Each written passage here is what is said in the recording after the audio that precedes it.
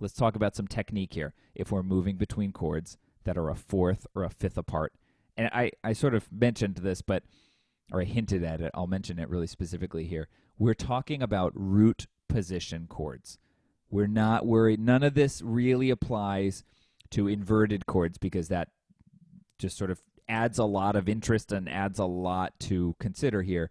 We're starting from the foundation. So we're talking about root position chords. And when we have root position chords, we can make use of the fact that they have this common tone. And again, that's sort of going back to that idea of all chords, whatever inversion they are, there are a fourth or a fifth away, have a common tone. But in root position, we can use it. We can make use of that technique. So here we go. We're in B flat, and we're starting on a 5 chord. We're going to a 1 chord. So we're going from F, because in B flat, 1, 2, 3, 4, 5. F is 5, and B flat is 1. So that's our first. So let's see which voice here has the common tone. That's an important thing to notice, because carrying over the common tone, like we said, is going to be our foundation of this technique. So in the left one, the altos have it, because they're on F, and F is common between these two chords. If we were going from 4 to 1, then we can see that the tenors have B flat in both chords. And in the second one, we don't really care that the basses are doubling with them, right? Because they are getting there in a different way, right?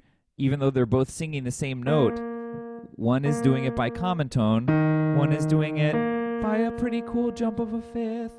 So they've got different purposes for being there. So our first technique here, carry over the common tone. That's so central. And what that's going to allow us to do is to move the other voices in stepwise parallel motion. Now, parallel motion, we know, can be problematic, but that's when it's in fifths or octaves, because it doesn't want to move. Things that are fifths, they're really stable. They sound kind of clunky when they move around. But what we're going to find is by taking that common tone, the interval here between the tenors and the sopranos is an absolutely lovely sixth. And sixths very much want to move around. In this one, we've got, look, thirds. Oh, I mean, those are intervals that want to move. And so by taking the common tone, just by saying, altos, you just stay right where you are, then we get this really lovely motion in the other voices. And that's what we're allowed to do. By just taking the common tone, those goals of independence in the voices and in smooth singable lines are really, really evident. I mean, there is such independence here that one of the great things that happens is that we can also go in contrary motion to the bass, which makes it sound really independent. In this left one, the basses are moving downwards, and so it sounds really independent when the tenors and the sopranos move away, go contrary, the opposite direction from the basses, and we get this really awesome last sort of like coup de grace kind of thing that the leading tone also resolves to tonic. So just by building around keeping the common tone, letting one voice be stable and steady, the other voices can really, really have that sense of independence and that smoothness that we're really looking for. So that's the technique with using the common tone. Now, as you can imagine, this doesn't always present itself as an option, so we need to have another option that doesn't involve the common tone. And so it's true that using the common tone tends to be the most smooth. Excuse me. I'm going to take a sip of water here. I hope you were really thinking about common tones in that mini break there. So while the common tone technique is definitely the smoothest way to do this, that doesn't mean it's always the best. There's a lot of reasons why we can't use that.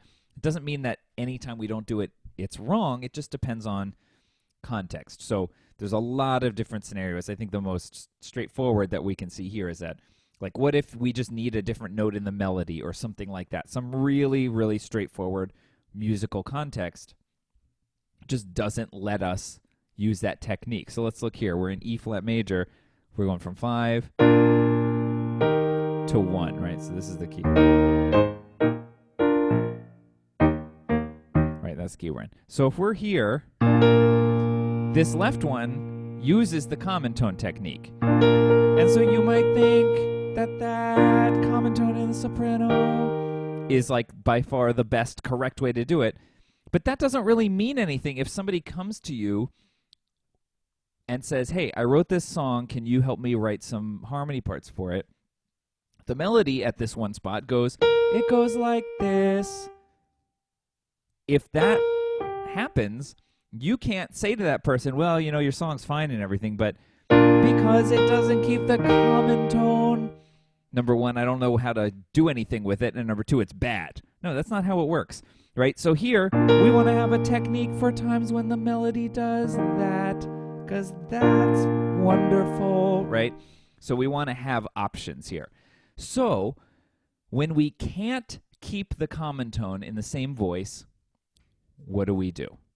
What we're going to do is take the upper three voices, so tenor, alto, soprano, those are the upper three voices, and we're going to move them using similar motion, not parallel motion, but similar motion, to the nearest chord member. So similar motion means they go in the same direction, but not by the same interval, not by the same distance. So if we look here, the sopranos are moving from B flat to G. They're moving a third. And the altos are moving from F to E flat. That's a second. So that's similar motion. And we have the tenors in there. Right? Similar motion. This idea of moving to the nearest chord member helps them to be smooth and singable, because we don't want, if let's say the sopranos here, for whatever reason, don't want to go from B flat to G.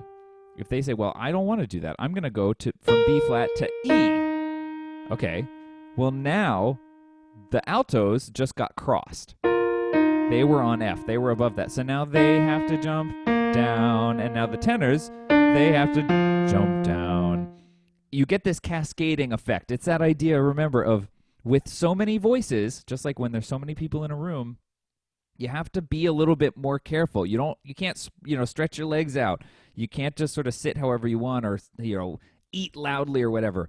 When there's a lot of stuff going on, you have to be a little bit more courteous. So going to the nearest chord member not only keeps you in line, it keeps your part smooth and singable, but it means that everyone around you can also move in a smooth and singable way, right? So this is the way we can do it, is just by spelling out the next chord. This is an E flat, G, B flat chord, and think, okay, B moving down, the next closest note in the next chord is G, F would move down to E flat, D would move down to B flat, right? So they're moving in similar motion to the nearest chord member, keeps everything smooth and singable.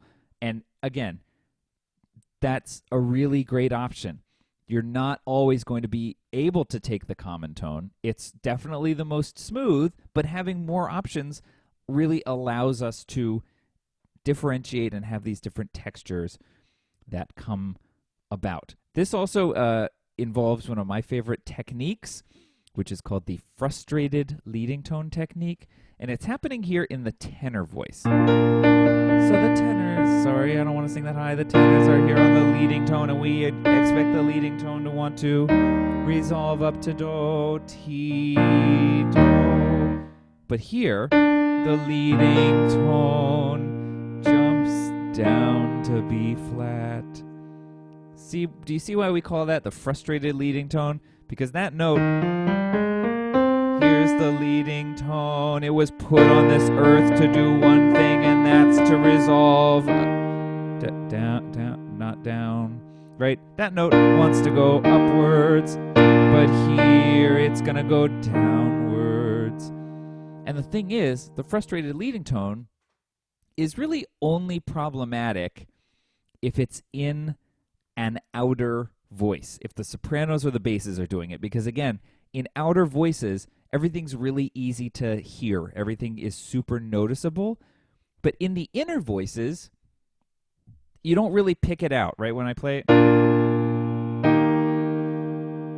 you don't hear it. But if I did that this way, here's the leading tone. See, when it's the melody that doesn't resolve, it sounds not so good. But when it's in an inner voice, we don't really hear it so much. So that's the frustrated leading tone. All right, last thing. Just talk quickly here about minor. We always have to be a little bit more careful in minor. That's the trade-off, right? We love minor. It sounds great. We have to be a little more careful with it. So let's look here. We're in A minor. We're going from 2, which is a B diminished triad, to 5 with our raised leading tone. And the problem is that because of that leading tone, we can sometimes end up accidentally writing an augmented second from F to G sharp. I didn't really play the notes right, but that illustrated how I feel about the augmented second. And again, this goes back to that idea of making or writing smooth and singable music.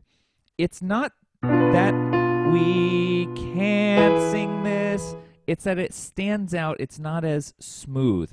So if we look at the right option here, this is going to avoid that by having the F move down to E, right? It goes downwards. So in this one on the right, we are not taking the common tone, because even though usually the common tone is the most smooth option, when we have to sort of maneuver around this augmented second, sometimes there's a lesser of two evils kind of thing going on here. So those are just some introductions. Again, the main focus here is recognizing the common tones between chords that are a fourth or a fifth apart, taking that common tone by keeping it in the same voice when it is appropriate to do that, when you can, and if not, use similar motion moving in the same direction, usually contrary to the bass, to arrive at the nearest chord tone in the same voice. So those are our techniques here. Let's get to work with them.